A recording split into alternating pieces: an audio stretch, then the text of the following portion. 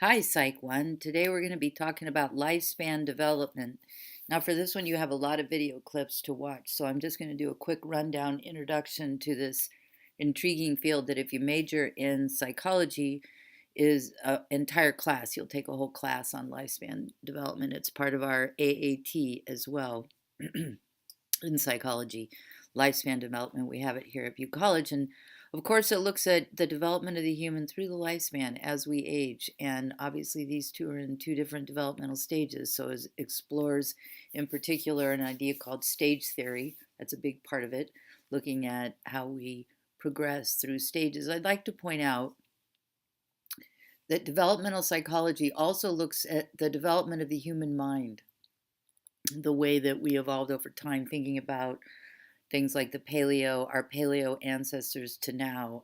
What can we tell from narrative, literature, art, and artifacts about how they thought compared to the way that we think today? And I'm going to provide a video clip on how the developmental psychology thinks about how how the human mind develops over evolutionary time as a subfield here. But predominantly in the Intro to Psych textbook, we focus on development through the lifespan. And in particular childhood. And one of our main tasks in Psych 1, and those of you who are preparing for the nursing program, you want to be aware of these five big theories in lifespan development. And when you walk out of here, show some familiarity with these big ideas. Okay, so we're going to be looking at them closely, starting with Freud's psychosexual stages. Now, you're familiar with Freud, but you may not be familiar with his psychosexual stages, which is how the sort of psychological milestones that we went through, that we need to go through and achieve in order to get to the next stage, and some ways that we can get stuck. And Freud, of course, as you know, focused a lot on our primitive sexual and aggressive urges, which you can see a lot surface in the uncivilized toddlers. And so that's how he looked at stage theory. Here we have a cognitive stage theorist. Many of you have heard of Jean Piaget. Brilliant in many respects, just unbelievably brilliant scientist who came up with some ingenious ways of studying how children's minds think differently than adults do, and how to demonstrate that. And so we'll be looking at Piaget's theories, and the emphasis that we look at in this text is cognitive development, although Piaget was quite holistic in his view. And then here is Erik Erikson, and this is kind of looking in chronological order too, because we have Piaget, and actually Harlow's going on about the same time as Piaget, 1940s, 50s, but Erik Erikson also around the same time, and he's expanding the idea of stages to looking at social and emotional development. So here we have psychosexual stages, here we have cognitive development, here we have social and emotional development. And these are three different kinds of stage theories looking at how we develop over time. Erik Erikson is the one who came up with ideas like midlife crisis and identity crisis, whereas Freud came up with ideas like the Oedipus complex, which you'll really understand as we go along. And Jean Piaget helped us realize cognitive development, that children around the age of 6 or 7 hit the age of reason, and that's when they'll figure out all by themselves without being told by anybody that there isn't a Santa Claus and so on, because they start to figure out that it doesn't make any kind of reasonable sense. Now, these two theorists down here, Harlow and Ainsworth, these are both related to how relationships and relational connections influence our development. And this is one of those areas like language where if we don't get some healthy early development in terms of relationships, we just don't grow right. Harlow showed this, as well as another scientist named John Bowlby, who visited the orphanages and saw that children who were not touched or given what Harlow referred to as contact comfort don't grow. They just stop physically growing, and if children aren't given stimulation, they also stop cognitively growing as well. So this was proved by a series of experiments that Harlow did that he was trying to actually prove the scientific importance of love, but they're excruciatingly painful to watch because they're really torturing these baby monkeys. And then Mary Ainsworth over here did a very interesting scientific situation called the strange situation to create attachment distress in children and then see what happens when they are reunited with their primary caregivers. Do they reach for their caregivers or do they avoid them and not reach for them for security? And she also measured this longitudinally to see how these attachment patterns that we see in childhood, like secure or insecure attachment, to describe them most simply, if they perpetuated later in life. And they do to some extent. And I'll talk about that a little bit more as we go along. So here we go. It's interesting down here, if you look at this is like the infant stage. There are certain thresholds of development that have to be met. We need enough food, water, clothing, positive contact support, loving support in order to just grow, basically. And we also need access to language. That's why you've seen those movies where people don't, who aren't given access to language when they're very young, they lose that threshold of opportunity and are not able to acquire it later on. And there's a couple of things that that's the case for, where early severe deprivation can result in long-term disabilities. And so in that area, and two of those areas are attachment, which is what both Harlow and Mary Ainsworth looked at, and language. Okay, so our first theory, Freud's psychosexual stages. Freud is noticing that children begin by, they're very physical beings and they don't have a lot of cognition or thinking going on yet. There's no word structures going on in a child this young yet. They're very, what Piaget describes, sensory motor. It's all about the hands and feet. And of course, Freud being sexually focused in terms of turning the attention. See, this is because Freud is really fully integrating evolutionary theory and Darwin in his psychoanalysis of the human being. That's why so much of the primary animal instinctive processes he's anchoring so much in them, almost as a pendulum swing back, because they were so ignored by Victorian society. Obviously, our base instincts were wanting to be, sort of controlled and distanced from, as compared to just saying it outright. And so Freud is looking at the raw child, like we saw in Science of Babies, and seeing sort of these very basic processes that the child goes through. The initial process of being very focused on the mouth, all sort of pleasure, a major pleasure zone is the mouth, for security, for food, for satisfying the belly and the negative feelings of hunger. Okay, all those, and he referred to those as oral gratification. And this oral gratification are means of establishing a secure sense that comes through meeting the needs of the mouth, right? So when we are adequately gratified in early childhood, birth to 1 year, in infancy, then we develop positive traits. Whereas when we don't have these essential core needs met in early time, we can develop hostility. And you've heard of people like Freud looking at smoking as a way of compensating for inadequate early oral gratification in youth, which generates feelings of security. So this is a primal security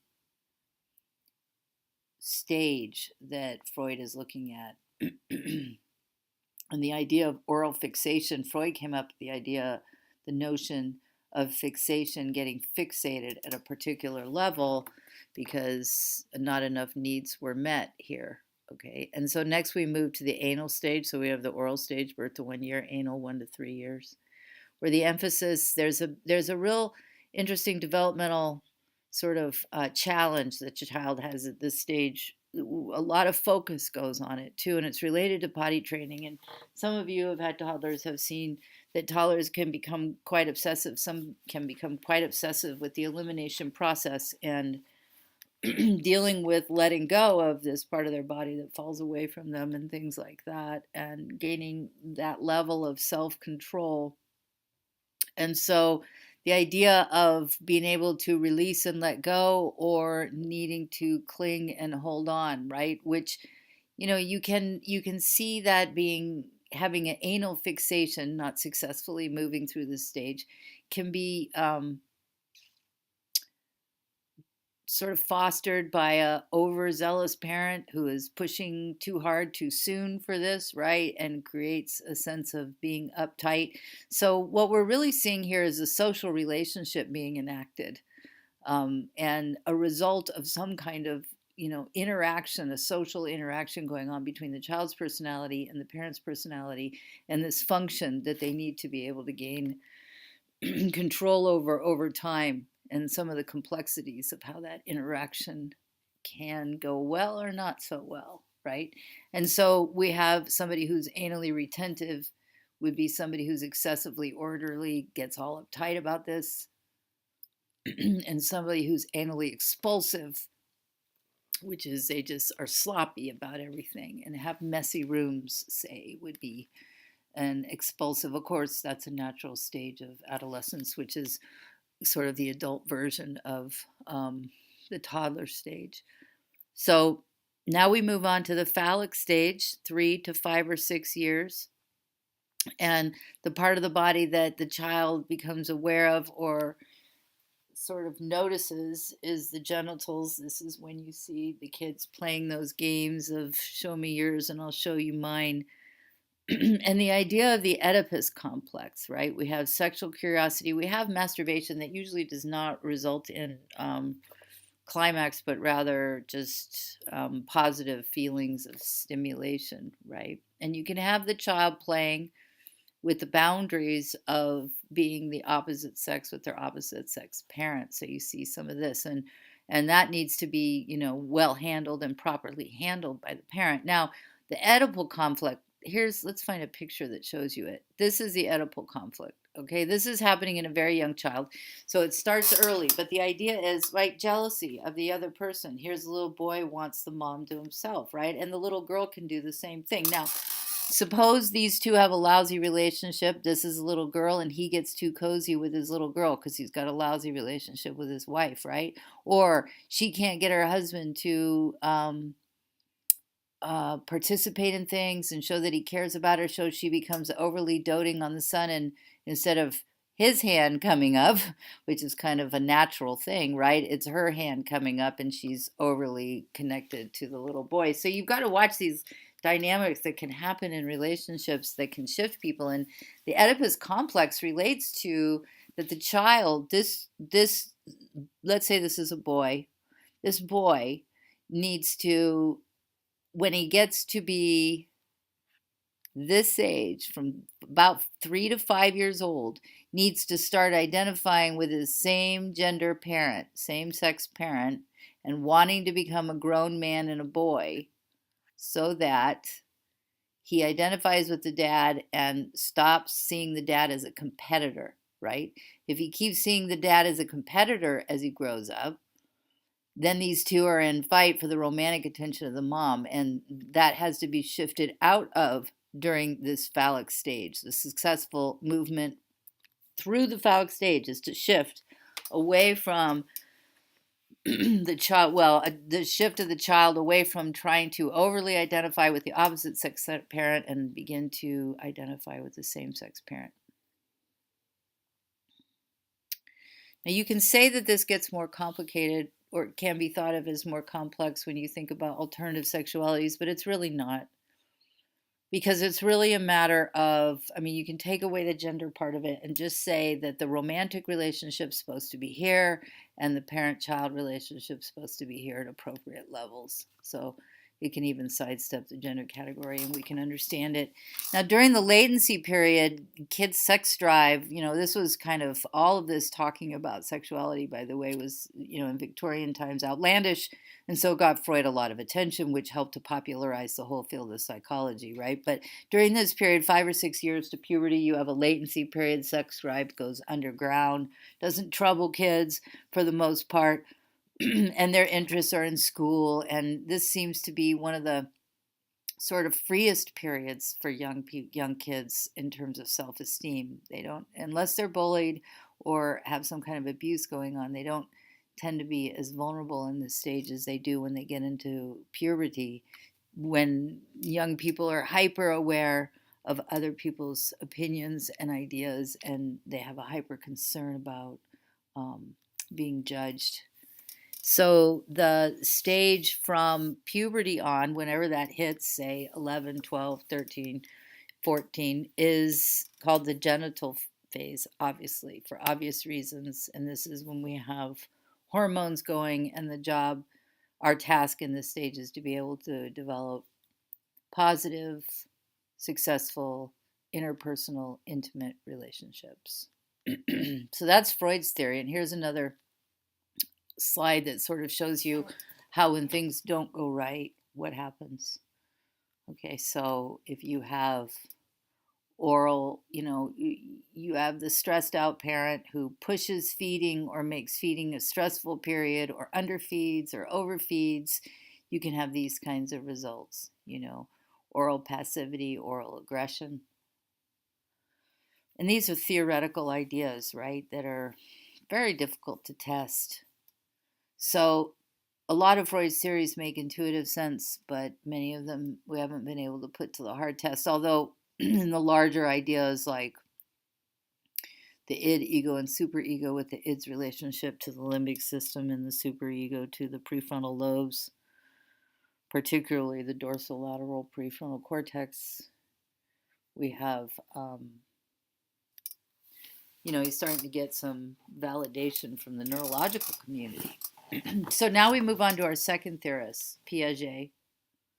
And this Piaget's theory is a cognitive theory. It's based on thinking. And there's quite a few slides to illustrate Piaget's or video clips, and they're absolutely charming, and you really need to watch them in order to understand what's going on. Well illustrates them, and so the PDF on the next one shows you where all those links are. So I encourage you to watch them. And Piaget showed us that children think in different ways at different times. So do we adults, by the way. Sensory motor from 0 to 2, we're processing the information through our body first and through our senses. We touch, feel, see, and play with objects to try to understand them. And then pre-operational. Now, a good way to think about this is when you see, because we have pre-operational from age 2 to 6 or 7, then we have concrete operations from 7 to 11 or 12, and then formal operations, all right? So this isn't entirely accurate. This is a loose rule of thumb, but it's helpful for your mind to grasp the concepts. And so when you hear the word operational, think logical, complex reasoning.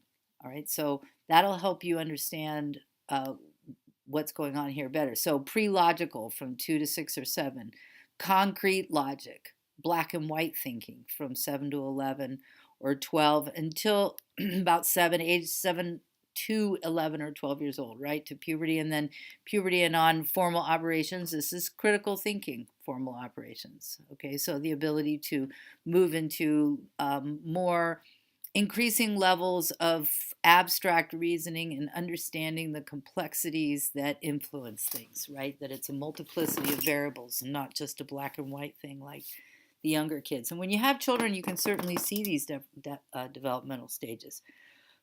So this is how knowledge sort of grows and begins from the sensory motor stage, where everything's about basically coordinating our sentences, and object permanence. Let's see if I've got that on here. Here, I'm going to skip to this slide because it's better and it sort of shows you the video clips. The object permanence is the milestone. And object permanence is, it's, any of you who have been parents know, or been around a small child, that if you say the child wants to play with your keys, who's like 6 months old or 8 months old, and they, of course, naturally then want to put them in their mouth and they're filthy. So you take the keys from them. If you cover the keys with a blanket or anything and they disappear, then to the child, those keys are gone, right? But there's a point between, say, usually 7, 8 months and 2 years where they start to realize that, they're underneath that blanket. And so they move the blanket and they go after the keys. And once a child has shifted to that, Piaget says they've achieved the milestone of the sensory motor stage and they're starting to think more complexly. They figured out that didn't disappear. It's underneath the blanket.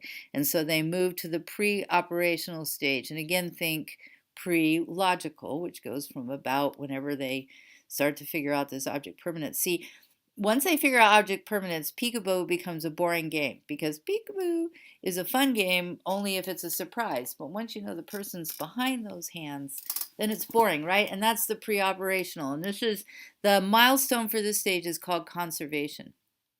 This is a more complex ability for us to be able to tell that when the volume of something changes, I mean, when the size looks different, it doesn't mean the volume has changed. And uh, Piaget demonstrates this through an ingenious experiment where he pours water in these two glasses, and the glasses are exactly the same size, and then he pours the water in the two glasses that are exactly the same size into a small fat glass and a tall skinny glass, and of course it looks different, but we know that the volume is the same. It's the same amount because we saw it come from two glasses that were the same size, and so we know it's the same amount even though it looks different in the tall skinny glass.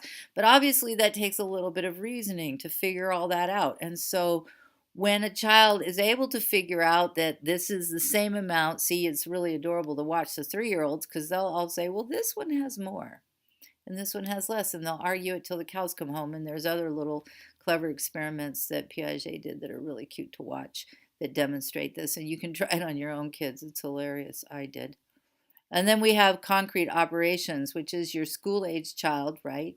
And this is when logical thinking, we're able to think logically, but we're very black and white, because we don't have a lot of complexities. We don't understand a lot of the nuances that go on in the world yet, right?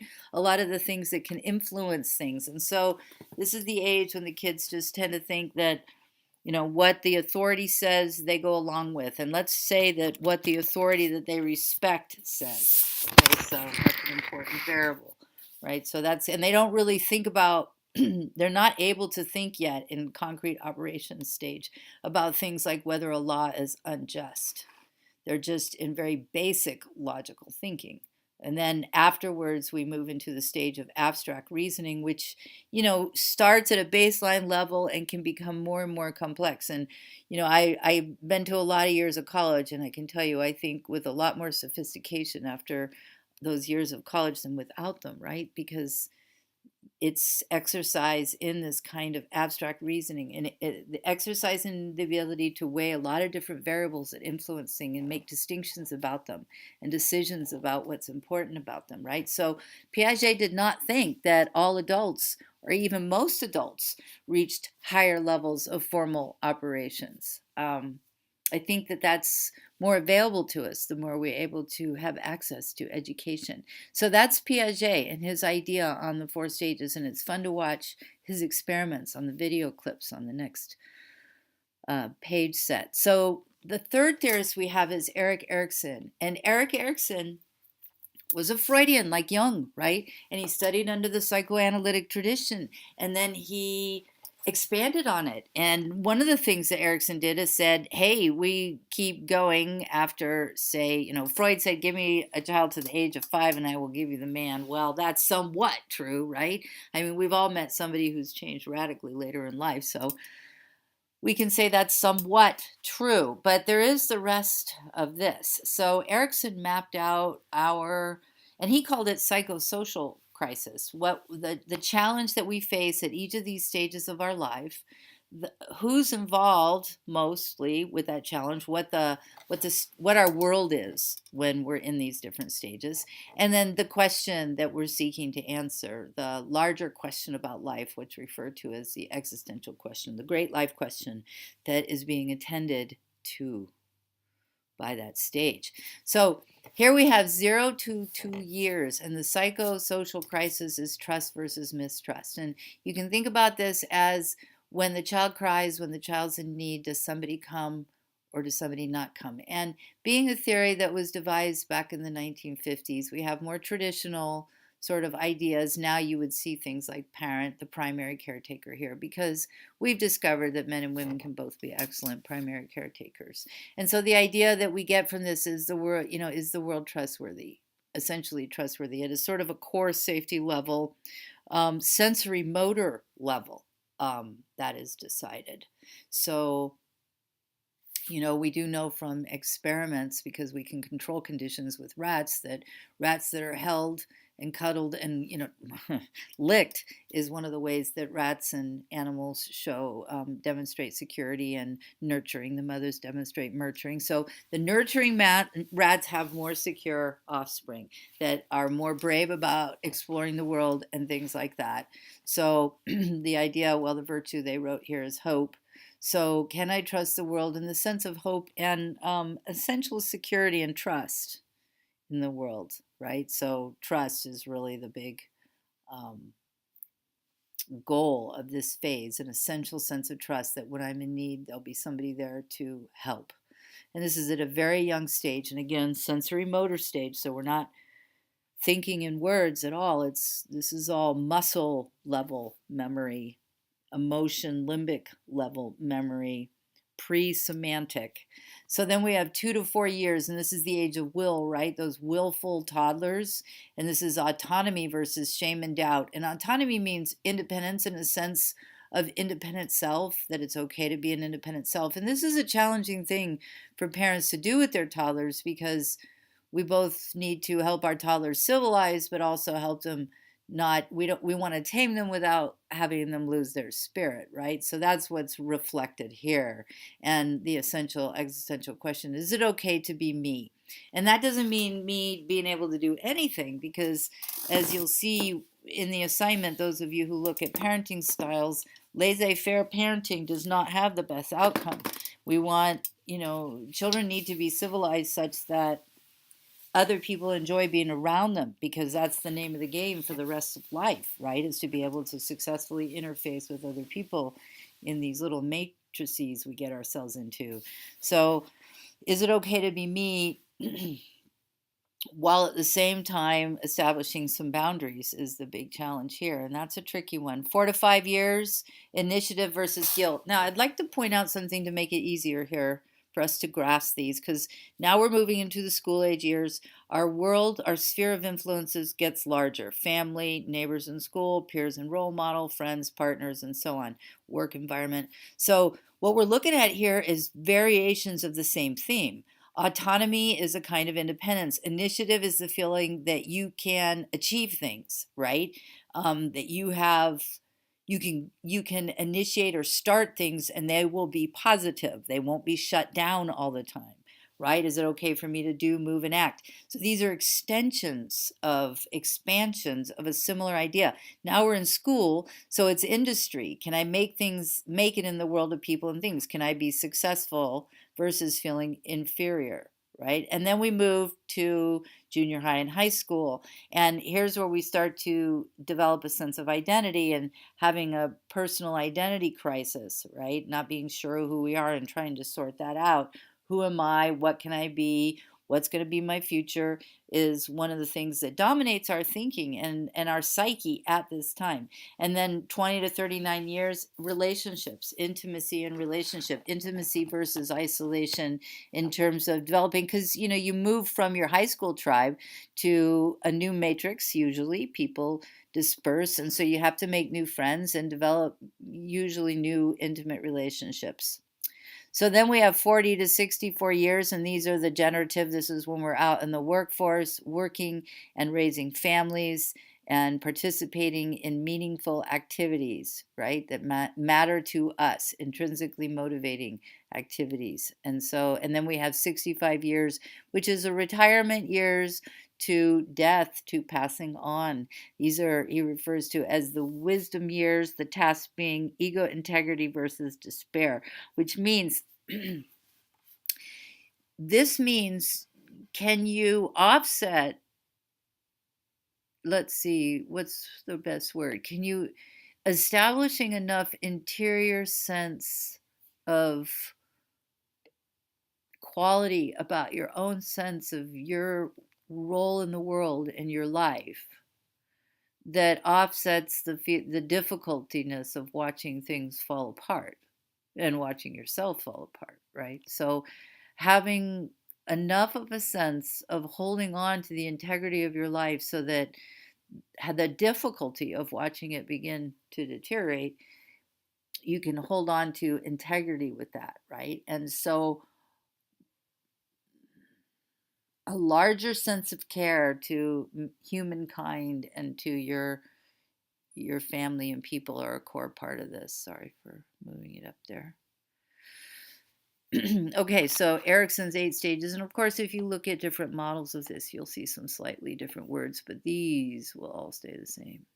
These. And naturally, as time went on, we realized, and as social mores become looser and we're allowed to move around these structures with more freedom, people find themselves dropping, finding like they get married young, and then in this years they move to intimacy versus isolation because they're experiencing a divorce, and so they have to reestablish intimacy and isolation.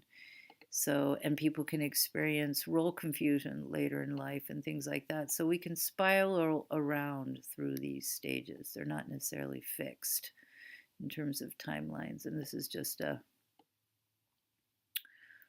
sort of a visual chart of his theories, his ideas. Okay, our fourth theory is Harlow's monkeys and the idea of contact comfort and the scientific study of love. These are heartbreaking experiments and they're described on the video clip. But what he did was, you can see here there's two mothers. One has a cloth and one is just wire, and the food only came from the wire one, but the baby would spend all his time on the cloth one, and it had no other access to any kind of live creature, which is 100% torture for a social being like a primate, like a monkey, and so it's terrible. But what he proved is that the monkey would always want to be around this soft cloth mother as compared, and that it was more important to do that than hang around and wait for the food. He just went over there to do the food. And then we have number 5. This is Ainsworth, Mary Ainsworth, attachment theory and the strange situation. And this is the strange situation here. And again, film clips, and they're not very long. They're really short, but they really bring these points home. This is a really interesting one. Here we have, I'm not sure which is the parent here. Let's say she's the parent. So what they do is they put the parent and a child come in, and then a stranger comes in and sits down and reads a book, and you can notice this infant's looking at the stranger, and the infant's a few feet away from the parent, so showing that they have some comfort in moving around and exploring the place, because they'll touch base and then go explore and touch base and go explore, right? And this child looks, what, maybe 6, 7, maybe 8 months old. So what'll happen then is that the mom will leave, and the child is left with this stranger, and not for very long, but for a short period of time, like say a minute. And the child, naturally will show separation anxiety and start to cry, and that's not what they're trying to measure. What they're trying to look at is what happens when the mom comes back. When the mom comes back, does the child reach for the mom, or does the child not reach for the mom? Does the child go for consolation, or does the child not? That's the first part of it. And so if the child reaches for consolation, then they're called securely attached. But when children don't reach for consolation, there are 3 kinds of insecure attachment. We can say these are insecure attachment patterns that Ainsworth observed. And they have 3 different categories within insecure attachment patterns: disorganized, avoidant, and ambivalent. Now, avoidant, so they did not use the mom as a security point when they started investigating the room, and they showed little interest in the mom when she returned. So they're not turning to this parent for consolation or security after the separation anxiety experience.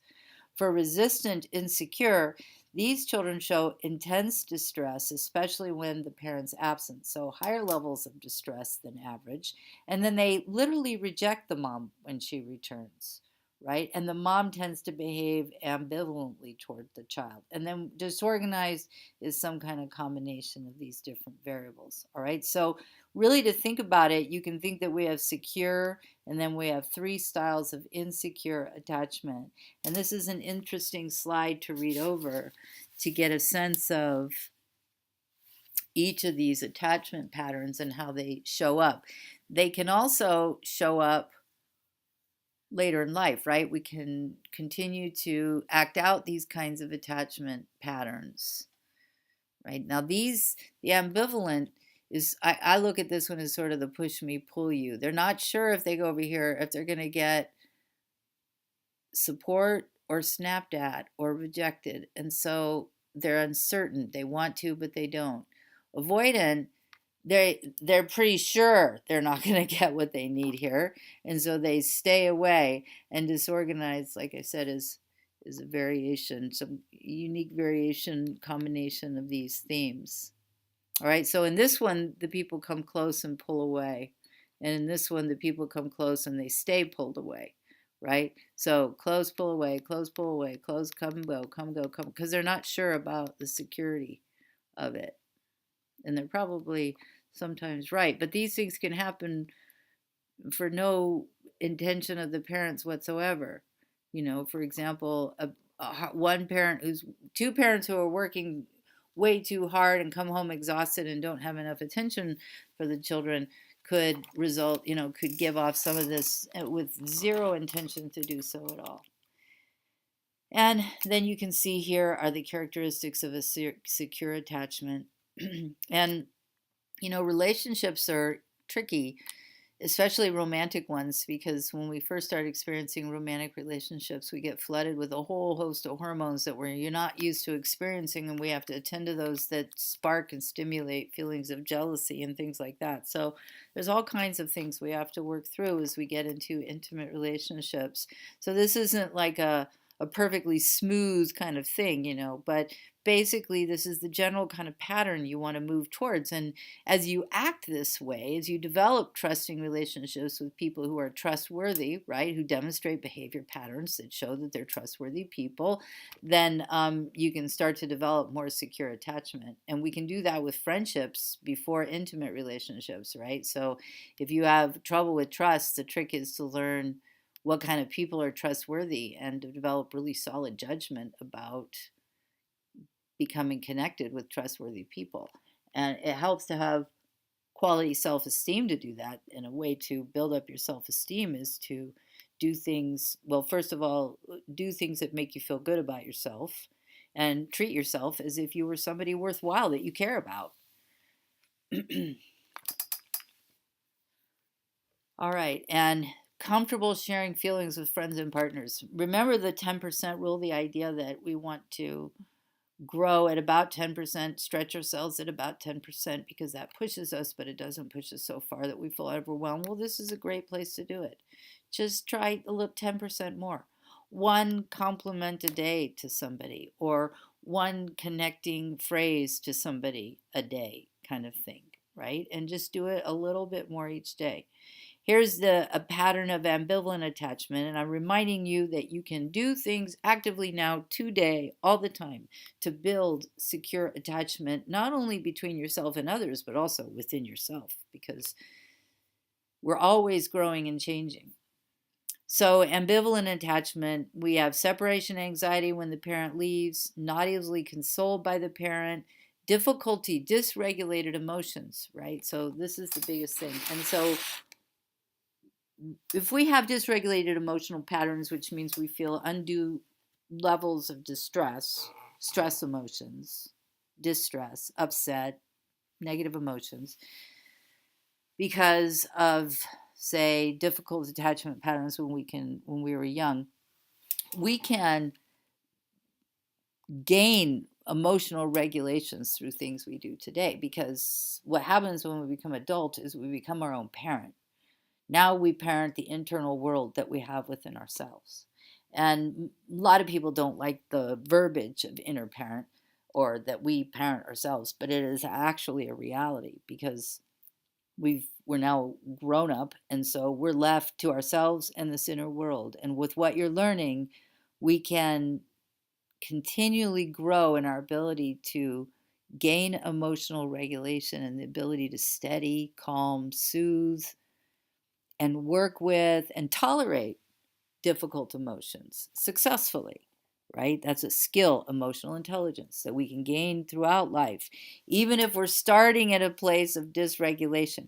I mean, you can think of it this way, if you gain a lot of weight. When I was an adolescent, I weighed, I gained like 100 and something pounds. And once you do that as an adolescent, there's a couple of times, adolescent and pregnancy, you do those during adolescent and pregnancy, it's a lot easier to regain that weight. So if you don't gain that weight then it's a little easier to not regain that weight, right, once you've lost it. So it's similar here, right? You got to work on it. I got to work on not regaining that weight continually. And sometimes I'm not entirely successful, but the point is that I can change things. I'm not, early childhood is not destiny, is my basic point here. And we can build secure attachment even if we feel like we have insecure attachment now, through building these safe and healthy and strong relationships. And you can learn things about that by taking classes like Psych 20, Personal and Social Growth, and Psychology of Eastern Traditions, and these other kinds of courses that help us grow a strong interior, a powerful inner world, and an ability to work with the wild forces that are inside us, right?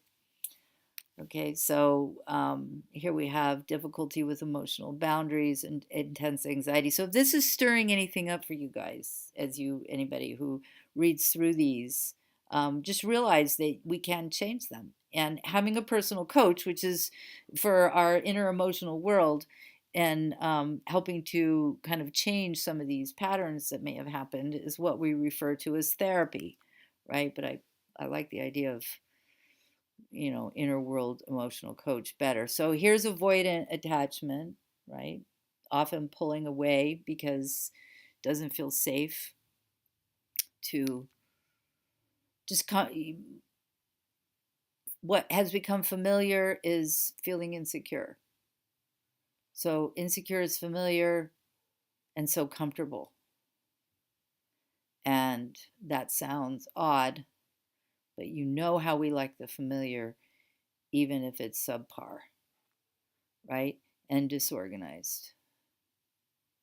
So just variations. And of course, that doesn't mean that being parental with a family member or being caregiving is not okay. It is okay. It's just when it starts to take over, really, one's being, and you don't feel, here's some ways of interpreting these insecure attachment patterns later, and realize that we can develop secure attachment. And more slides for those of you who want to explore this a little bit more. Okay, theorist number 6, Albert Bandura. Now, Albert Bandura is looking at how children soak up like sponges by watching other people. And so his emphasis is on modeling, how we learn by watching. It's referred to as modeling. And this children see, children do is a sort of artistic expression that poignantly brings home how much children learn by watching. And of course, children copy those they admire.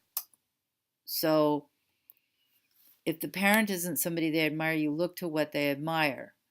And Bandura found that children's vulnerability to behaving according to how the society reflects behavior is very, very strong through the famous Bobo the doll experiment. And this experiment entailed, they put this large, you can see it's about a little bit bigger than these, say, 8 to 10-year-old children. They put these dolls in a room, and the children watched through a one-way mirror, like while an adult played with Bobo the doll, and one of them hit him with objects like a hammer, and in another video sequence, the adult threw the doll around like it was a balloon in a ball. So one was aggressive and the other was non-aggressive play. And so what they found was it was almost uniform. And this has been done many, many times in various levels, right? And it was a big deal with computer games and modeling, right? If we watch violence on TV, are we going to copy it? Because these kids would go in and copy, and here you see the girl banging on it with a hammer, but these guys are playing with it more like it's a balloon. So you have copying as a major variable, and this became huge arguments about how much does watching certain things and our environment socially influence us. And it is very powerful, but there's other variables that play a role besides simply watching other people do a behavior, especially as we get older. If you think about, for example, it's a small minority of people who become really aggressive or violent after watching violent video games or movies. But if you put us in a competitive scenario where we have to compete after watching violent video games and movies, most of us will be more aggressive in that competition afterwards. So there's interceding variables that keep people from acting violently in the world even after watching it, say, but it does step up our personal aggression a little bit more. So documentation of the power of modeling in influencing our behavior. Okay, 6 big theories in lifespan development. If we go back to the top, just to review them real quick. We have Freud and his psychosexual stages, including the Oedipus complex. Jean Piaget's stages of cognitive development, thinking. Erik Erikson and social and emotional development. Remember things like identity and